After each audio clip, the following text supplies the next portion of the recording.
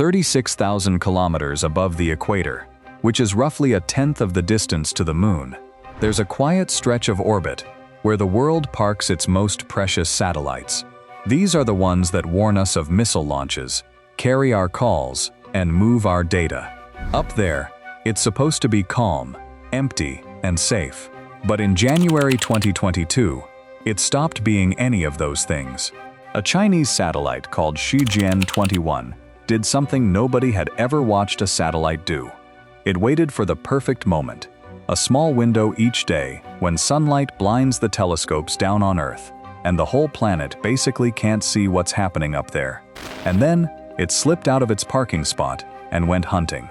It crept up on a dead satellite, latched on, fired its engine, and physically dragged the 3/4-ton corpse 3,000 kilometers out of the way into a lonely orbit they call the graveyard. When the world realized what had actually happened, Beijing had already prepared an explanation.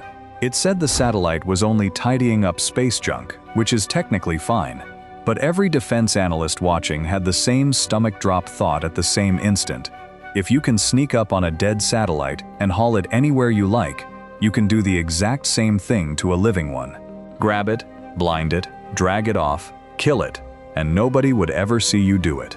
And between all this, there was one country that was watching that orbital kidnapping more nervously than anyone else. A country whose constitution flatly forbids it from having an offensive military.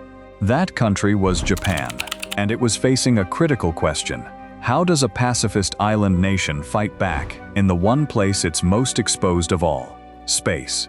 Let's get into the story of how Japan responded to the looming threat. Act 1. The Pacifist Wakes Up. To understand why that moment hit Japan so hard, you have to know how deeply allergic Japan has been to anything military in space.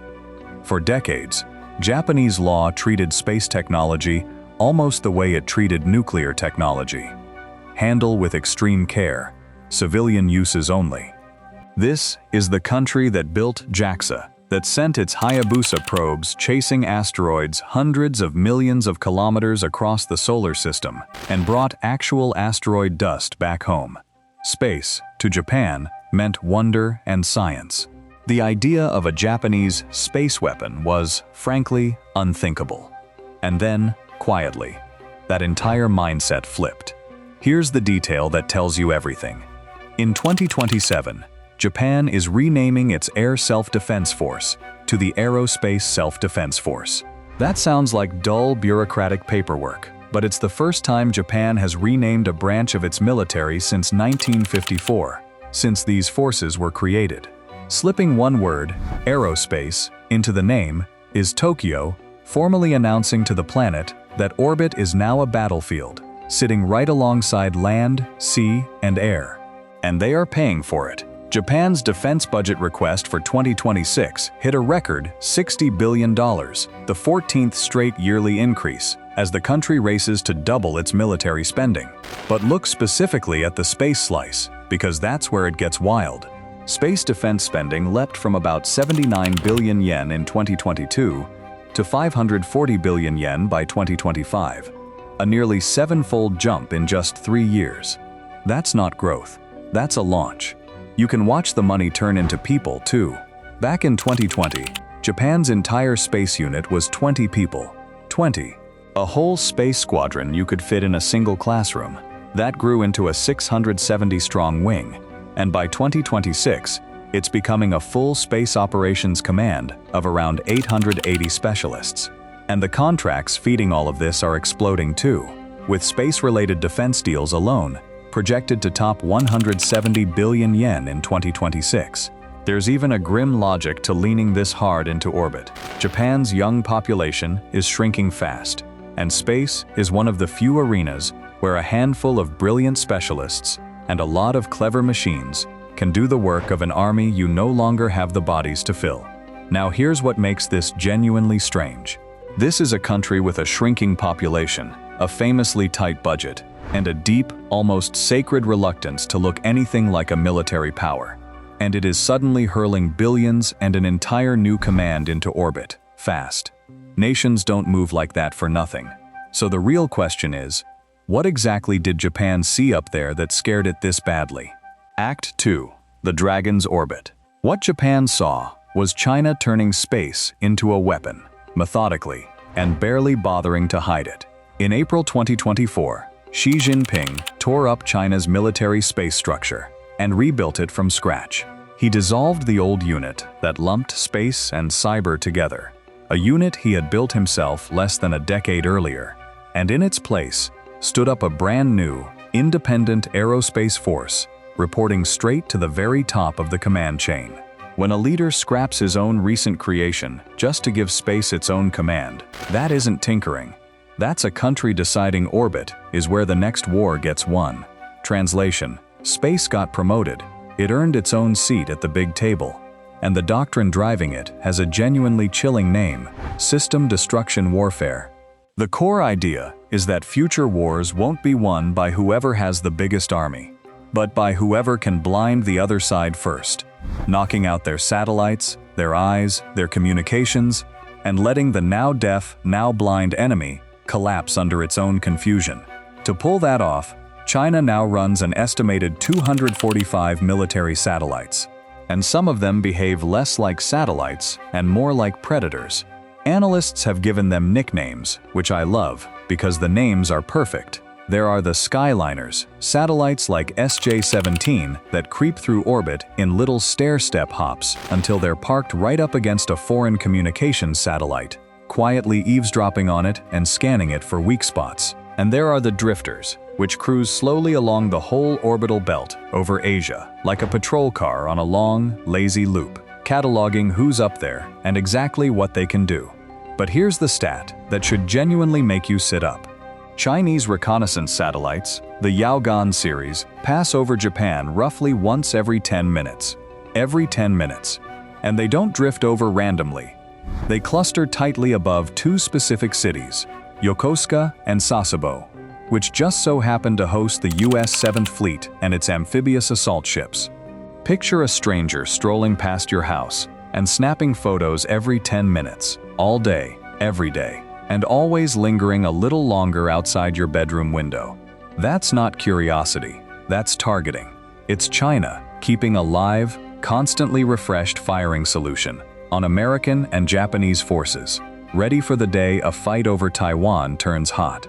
And here's the quiet kicker. Thanks to that same daytime blindness from the start of our story, for a few hours of every single day, Japan couldn't even be fully certain it was seeing all the watchers. Japan was being watched from a height where it simply could not hide. It needed an answer, and it needed one that wouldn't require firing a single shot, or even, technically, building a single weapon. Act 3. The Loophole in Plain Sight. Japan's answer is one of the most quietly brilliant workarounds in modern defense, and it all hinges on a single, slippery fact. The technology you need to gently approach a piece of dead space junk, grab it with a robotic arm, and tow it safely out of orbit, it is physically identical to the technology you'd need to sneak up on an enemy spy satellite, grab it with a robotic arm, and drag it somewhere it can't do any harm. Same sensors, same arm, same delicate maneuvers. The only difference is who's on the receiving end and what you mean to do when you get there. That's dual-use technology, and for a country banned from building offensive weapons, it is the ultimate loophole. Enter Astroscale, a Tokyo startup that grew into a $600 million company by presenting itself, very sincerely, as a galactic cleanup crew. And they're brilliant at it. They pulled off a genuine world first, carefully flying right up to a huge, abandoned Japanese rocket stage, a dead chunk of metal the size of a bus, tumbling through orbit at thousands of kilometers an hour, and matching its motion to inspect it from just meters away. Nobody had ever pulled that off with a real piece of large debris. Heartwarming stuff, honestly. Save the orbit, clean up our own mess. Except look who's signing the checks now. Japan's Ministry of Defense. In early 2026, Astroscale landed a contract to build a specialized gripping mechanism for satellite protection. A little earlier, it had won a much fatter deal, over 7 billion yen, to develop a responsive satellite, one built to be repositioned fast and then quietly sneak up and inspect things in the very same high orbit where China's stalkers like to lurk. Read between those lines, and the cleanup crew is quietly reinventing itself as a security detail, which is exactly the language Japan now uses. Its new space guidelines openly describe Bodyguard Satellites, escort craft that fly alongside Japan's most vital military satellites. If one of those Chinese stalkers comes creeping in close, the bodyguard, fitted with one of Astroscale's grabby robotic arms, can physically block it, shove it aside, or simply grab the intruder. And it doesn't stop at bodyguards. Another Japanese giant, NEC, is building what it calls an orbital transfer vehicle, sold officially as a humble delivery van for ferrying small satellites between orbits. But the very same van that drops off satellites can scatter a whole swarm of them in a hurry, sidle up to someone else's hardware for a surprise inspection, or push out toward cislunar space, the vast strategic no-man's land between the Earth and the Moon that militaries increasingly treat as the ultimate high ground. Piece by piece, using polite commercial companies as a front, Japan is assembling a real orbital arsenal without ever once announcing a weapon. But spy satellites and bodyguards are only half of Japan's problem, because something far faster and far deadlier was already racing over the horizon, and this time, Japan couldn't meet it alone. Act 4. The shield goes global. Here's the threat that changed the whole game: hypersonic missiles. Weapons like China's DF-26 and North Korea's newest missiles don't fly the tidy, predictable arc of an old-fashioned rocket. They tear along at more than 5 times the speed of sound and weave as they go, which makes them nearly impossible to shoot down the traditional way. Because by the time your radar figures out where the thing is heading, it's already somewhere else entirely. Your trusty old missile defense batteries, the ones built to swat down a predictable warhead, are left grabbing at empty air. No single country has truly cracked this problem. So the United States and Japan decided to crack it together, co-developing a new weapon called the Glide Phase Interceptor, designed to kill a hypersonic missile in mid-flight, in the narrow window where it's most catchable. And the partnership behind it is genuinely unprecedented. A clean 50-50 split, with America building the booster and the seeker, and Japan handling the second-stage rocket motor and the fiendishly difficult job of steering the interceptor into a target that is actively trying to dodge. But the Glide Phase Interceptor is just one piece of something far, far bigger. The United States is building what it calls the Golden Dome, a $175 billion space-based shield championed by President Trump that throws out the old idea of radars on the ground in favor of a proliferated swarm of hundreds of satellites in low orbit, all scanning for missile launches and tracking each threat from the instant it lifts off to the moment it comes down, no matter how it twists and weaves on the way. And Japan wants in, badly. Prime Minister Sanae Takaichi's government sees plugging into the Golden Dome as essential to national survival, and Washington sees Japan as the ideal partner, a trusted ally that can both manufacture the interceptors on its world-class production lines and host the forward sensors right on China's doorstep, close enough to catch a launch in its very first seconds. Notice the quiet shift here. Japan isn't asking to shelter under America's shield anymore. It's helping build the shield. And this alliance isn't just paperwork and press releases.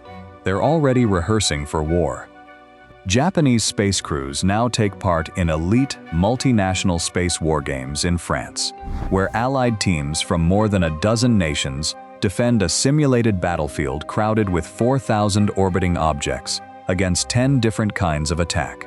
There's even a brand new US Space Forces command now stationed at Yokosuka Air Base in Japan, so the two countries can share what they're seeing in orbit in real time, as if they were a single military.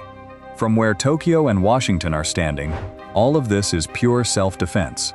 But from the other side of the board, in Beijing, it looks like something else entirely, and China's reaction has been anything but quiet. Act 5. When everyone's watching everyone, Beijing is furious, and it's worth actually hearing why. Because from China's point of view, the whole story flips. Chinese state media accuses Japan of sliding back toward its World War II militarism, of wildly inflating the China threat to justify building an offensive war machine.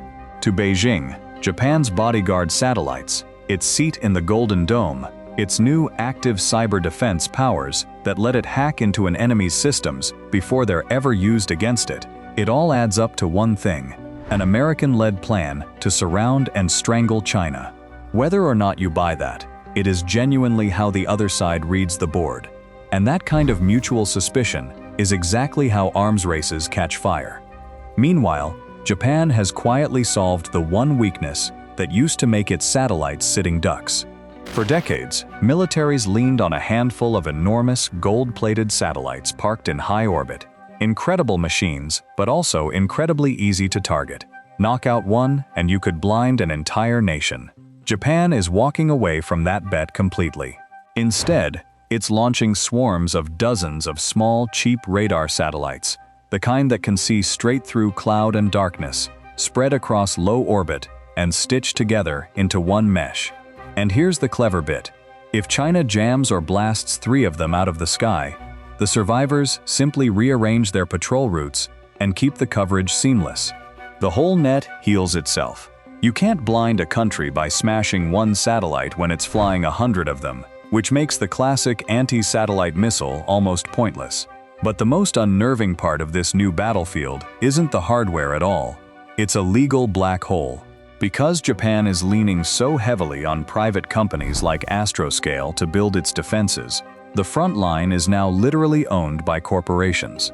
So picture this: a Chinese satellite fires a laser at, or reaches out to grab, a Japanese Bodyguard satellite that's technically operated by a civilian business. Is that vandalism, espionage, or is it an act of war? One that could legally drag the United States into the fight under its defense treaty with Japan? Nobody actually knows. The weapons are real, the orbit is crowded, and the rulebook for what counts as the first shot simply hasn't been written yet. Resolution: the edge of the exosphere. Step back. And the sheer speed of all this might be the most staggering part. In under 10 years, Japan went from a country that legally insisted space be used for peaceful science and nothing else, to one running a networked, heavily funded, robot-armed space military woven directly into America's global defenses. An entire fleet of cleanup crews and delivery vans that everyone now quietly understands are something else. The pacifist constitution is still right there on paper, word for word. But 36,000 kilometers up, it tells a very different story. And there's a real paradox sitting at the heart of it. To keep the peace, to protect its islands, to make China think twice about Taiwan or the contested Senkakus, Japan has had to build the exact orbital weapons it spent 70 years swearing it never would. The only way it could find to stay safe was to stop being purely peaceful. And the clearest sign it's working is who's complaining the loudest: China.